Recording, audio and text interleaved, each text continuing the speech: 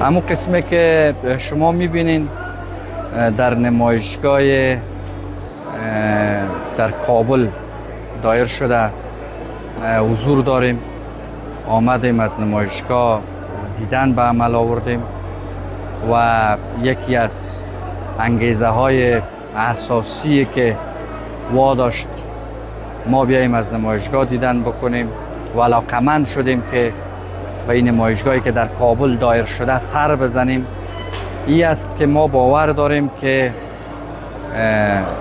بلند رفتن فروشات تولیدات داخلی، ایجاد شدن بازارهای متعدد به تولیدات داخلی باعث رشد تولید داخلی میشه و رشد تولید داخلی باعث رشد اقتصادی مملکت میشه.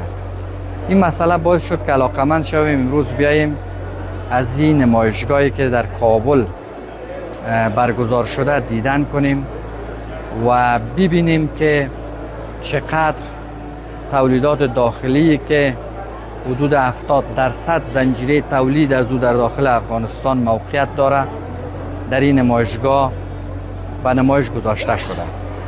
اینجا ما به اساس مشاهده که صورت گرفت سکتور خدمات هم حضور دارن، سکتور تجارت هم حضور دارن، محصولات تجارتی هم در نمایشگاه به نمایش گذاشته شده.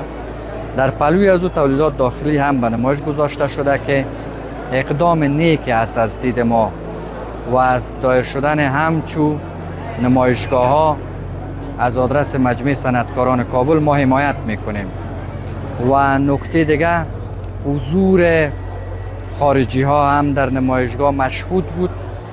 از کشور همسایه ما ایران تعداد از تاجر و سرمایه گذار در این نمایشگاه حضور دارند که مثلا به باور ما میتونه باعث گسترش تجارت و سرمایه گذاری های دو جانبه ما با کشور همسایه شود.